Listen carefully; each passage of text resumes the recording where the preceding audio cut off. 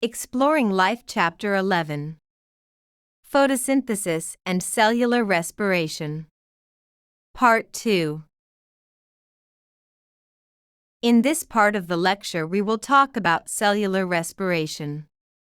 There's a good chance that as you learn about cellular respiration, much of it will sound familiar. And that's no coincidence. Cellular respiration is, in many ways, the reverse of photosynthesis. While photosynthesis captures energy and releases oxygen, cellular respiration uses oxygen to break down food and releases carbon dioxide. Its main goal? To produce ATP, the energy currency of the cell, by extracting energy stored in organic molecules like glucose. As you'll see, the parallels are everywhere, but the direction of energy flow is flipped. If organic molecules were broken down all at once, like in fire or uncontrolled combustion, most of the energy would be lost as heat and light, which isn't usable by living organisms. Instead, cellular respiration breaks these molecules down in carefully controlled steps, releasing energy gradually. This allows the cell to efficiently capture that energy and convert it into ATP, a form it can actually use. So if you're feeling cold, don't burn a cookie for heat. Eat it. Your mitochondria are far better at making that energy count. The process of cellular respiration takes place in the mitochondria, which are often called the powerhouses of the cell, and for good reason. They generate most of the cell's usable energy. Mitochondria have a double membrane structure, and the inner membrane forms folds called cristae, where many key reactions occur. Inside, the matrix provides the space for several critical steps of ATP production. Here, carbon-based molecules, like glucose, are broken down, and their energy is efficiently captured to produce ATP, the molecule that powers nearly everything the cell does. Just like photosynthesis, cellular respiration is a complex redox process, involving the transfer of electrons from one molecule to another. In this case, glucose is oxidized, it loses electrons and is broken down into carbon dioxide. At the same time, oxygen is reduced, gaining electrons to form water. These controlled electron transfers release energy, which the cell captures to produce ATP, the essential fuel for cellular work. You can see the redox process for cellular respiration depicted in the image here. These energy-releasing reactions form a highly efficient redox system. Electrons move stepwise from glucose to oxygen, allowing the cell to capture energy gradually rather than losing it all at once. Cellular respiration takes place in three main stages. First is glycolysis, where glucose is broken down into smaller molecules. Next is the citric acid cycle, also known as the Krebs cycle, which extracts more energy from those molecules. Finally, oxidative phosphorylation, which includes the electron transport chain and chemiosmosis, produces the majority of the cell's ATP. Each stage plays a vital role in capturing energy from organic molecules. Now let's look at the first stage, glycolysis. This process takes place in the cytoplasm and begins by breaking one glucose molecule, which has 6 carbon atoms, into 2 pyruvate molecules, each with 3 carbons. Along the way, it produces a small amount of ATP and NADH. Glycolysis is considered an ancient and universal pathway. It can function with or without oxygen, making it essential for both aerobic and anaerobic life forms. The second stage is the citric acid cycle, also called the Krebs cycle, which takes place in the mitochondrial matrix. On the diagram, you can see it in the middle with a blue circle. Acetyl-CoA, which contains 2 carbons, enters the cycle and joins a 4-carbon molecule to form citrate, a 6-carbon compound. Think of citrate like a clamp holding the sugar in place while carbons are gradually nibbled away one by one. As the cycle continues, carbons are released as CO2, and energy is transferred to carrier molecules.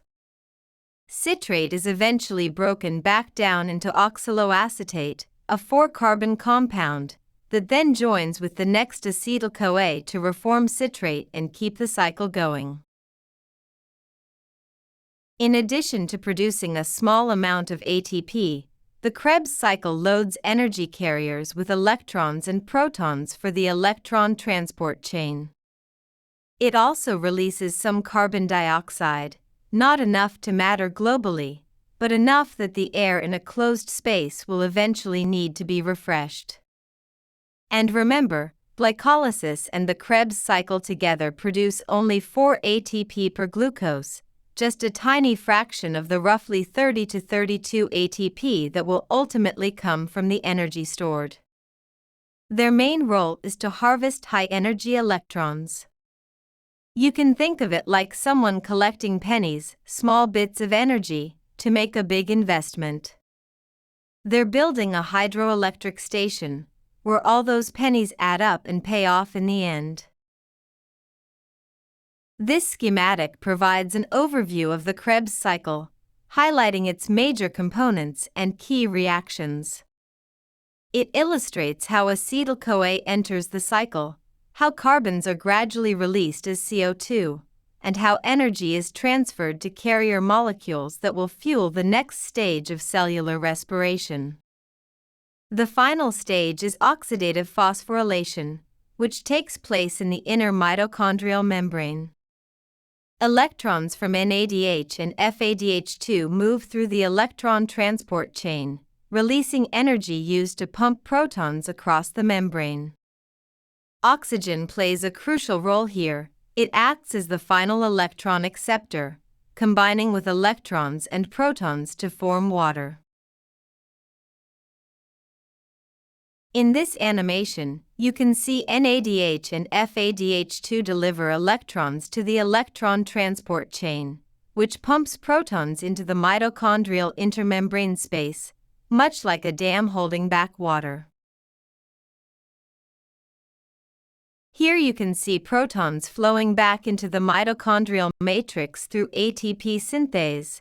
Recall that this process is called chemiosmosis, and their movement drives the production of ATP.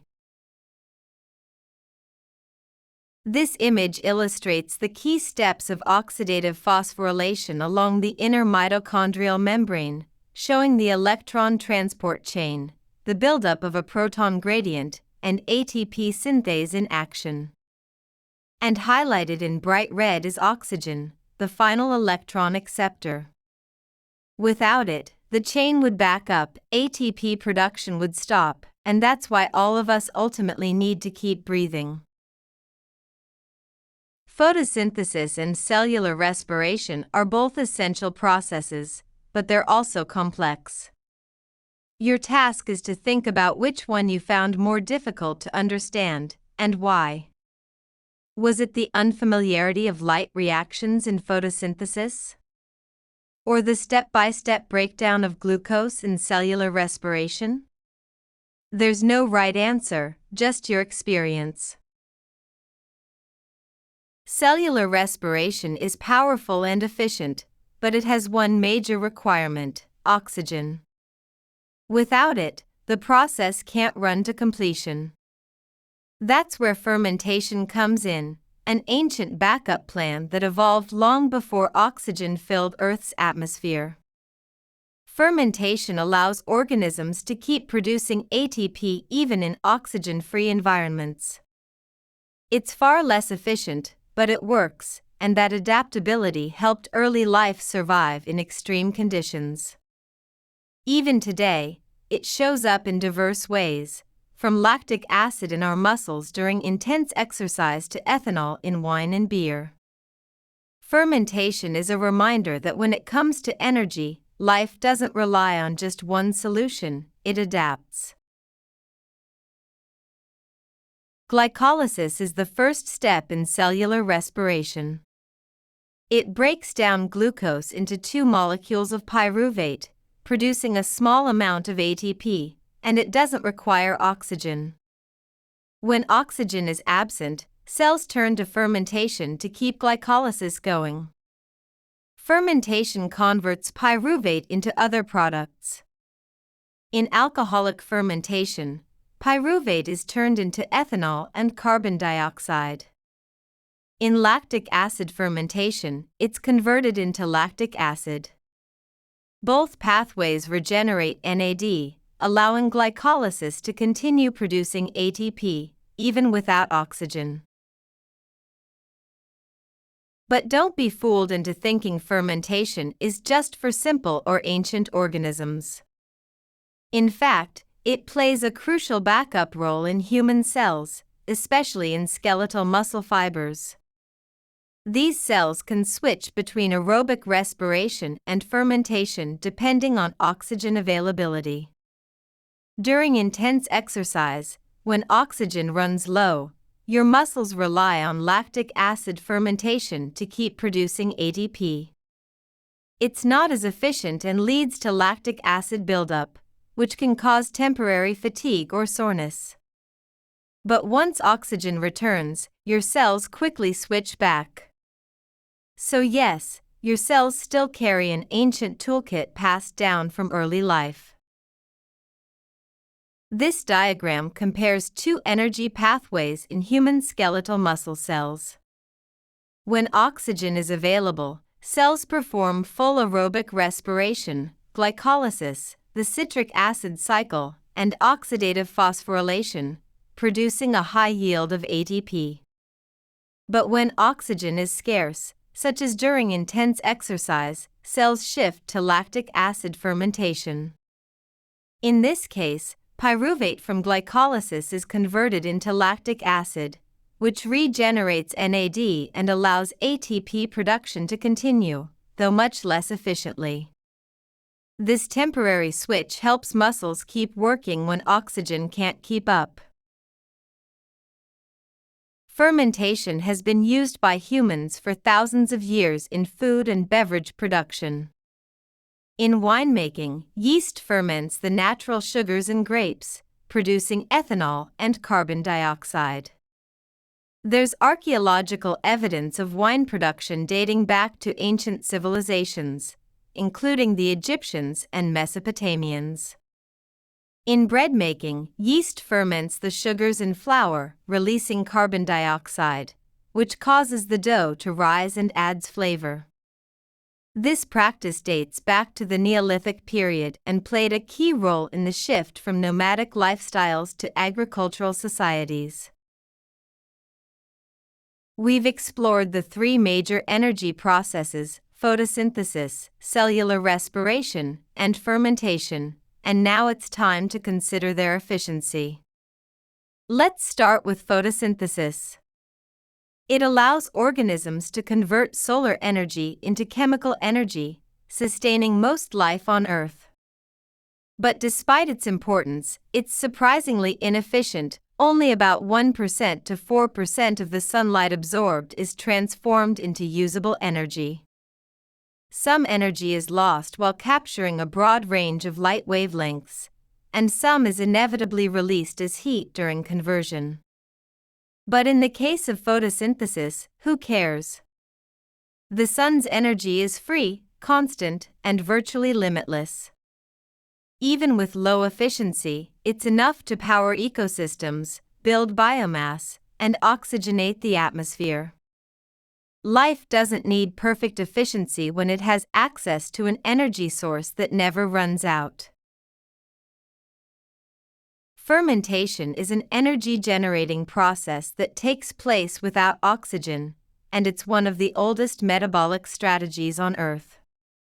A common example is lactic acid fermentation, which produces just 2 ATP per glucose, far less than aerobic respiration. But in animal muscle cells, during intense activity when oxygen runs low, this ancient process becomes a lifeline.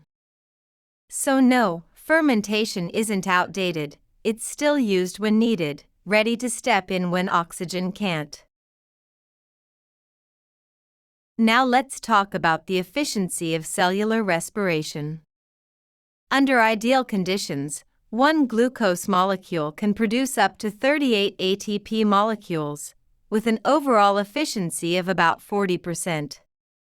That's impressively high, especially when you compare it to a car engine or locomotive, which typically converts only 20 to 30% of fuel energy into useful motion. Cells do better, with no engineers, no moving parts, and no fancy electronics. And it makes sense our food is valuable, and cells have evolved not to waste it. They've learned to extract as much energy as possible from every molecule, making the most of what they've got. But there's hope for our machines. After all, cells have had a few billion years to figure it out. Now it's time to check your understanding. Take a moment to reflect on what you've learned in this section. Can you explain how photosynthesis and cellular respiration work, and how they're connected? If any of the review questions seem challenging, don't worry, just revisit those parts of the lesson.